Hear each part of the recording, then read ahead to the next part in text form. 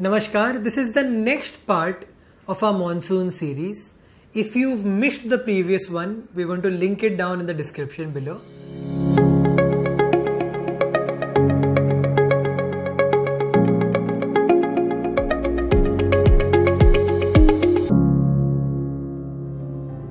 Namaskar, I am Dr. Manan Gandhi from Dr. Gandhi's Ayurveda and I welcome you to this video. How to prevent cold and cough during monsoon? Respiratory diseases are very common in monsoon. People have things like cold, cough, sinusitis, asthma, bronchitis, pneumonia, major diseases and minor diseases. You also have a lot of allergies that happen, whether it is sinusitis allergic or whether it's rhinitis allergic. All of these things can happen. So how do you prevent this? One of the best ways to prevent this is definitely to control Vata, but a simple home remedy is having salt powder or dry ginger powder. Not ginger juice, but ginger powder. Have half a teaspoon twice a day before meals.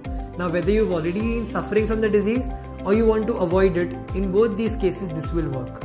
Secondly, very importantly, ensure your motions are clear. Even if you're slightly constipated, even if you feel that your motions are not as clean as they should, use Triphala. If Triphala is too mild for you, use Haritaki or Harada.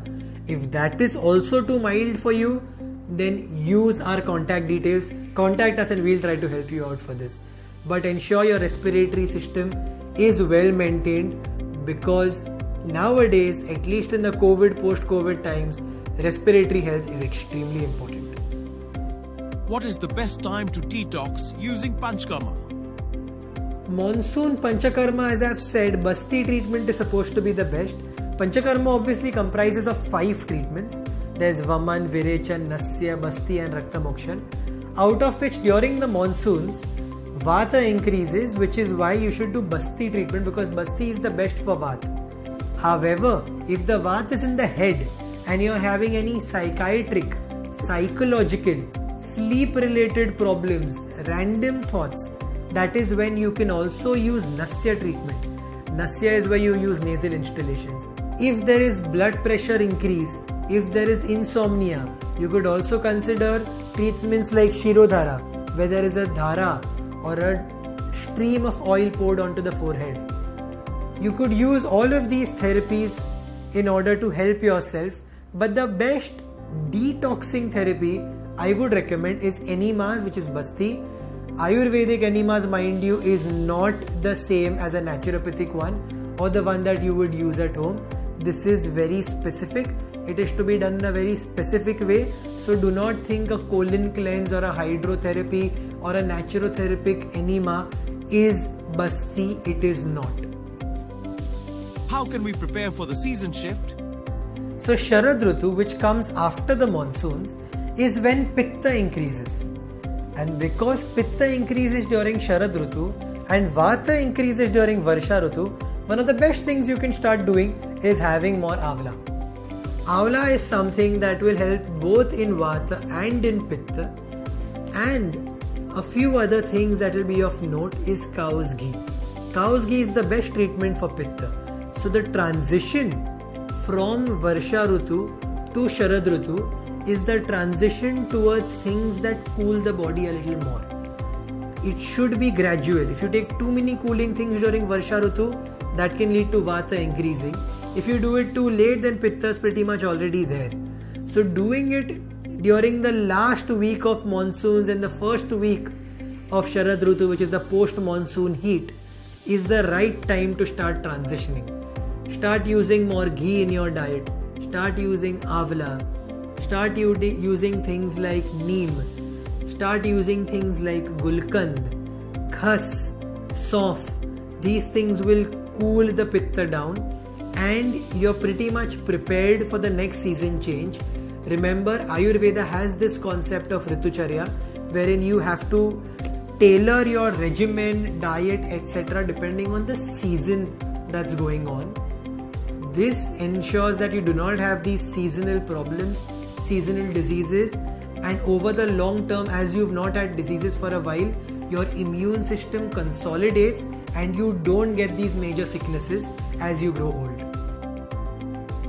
When the season shift started according English months. So the Varsha Ritu, at least in Bombay, is about June, July, I guess early August, maybe September sometimes. But by September and especially October is when the heat starts. I think mid-November is when it starts cooling off. So tentatively we in Bombay we call it the October heat. But you could probably consider the last week of September to the first 2 to 3 weeks of November to be part of Sharad Ritu. Once it starts cooling off, then you're pretty good. So, in conclusion, Vata increases during Varsha Ritu. After Varsha Ritu comes Sharad Ritu where Pitta increases. The regimen for Varsha Ritu are things that do not aggravate the Vata but pacify it. So things like oil massages, things like specifically til oil to be used not only for massages but also for cooking food. For cooking food, preferably do not use refined oils. I would always recommend using unrefined oils. Boiled water. Avoid green leafy vegetables. Try and ensure that you do not sleep during the day and complete your sleep at night. Ensure you eat light. Digestion is compromised. Immunity is compromised. So try not being out in the sun for very long. Try improving your immunity using the herbs that I have mentioned in the video. And ensure you get yourself checked if you feel any gassy kind of aches or pains before they aggravate.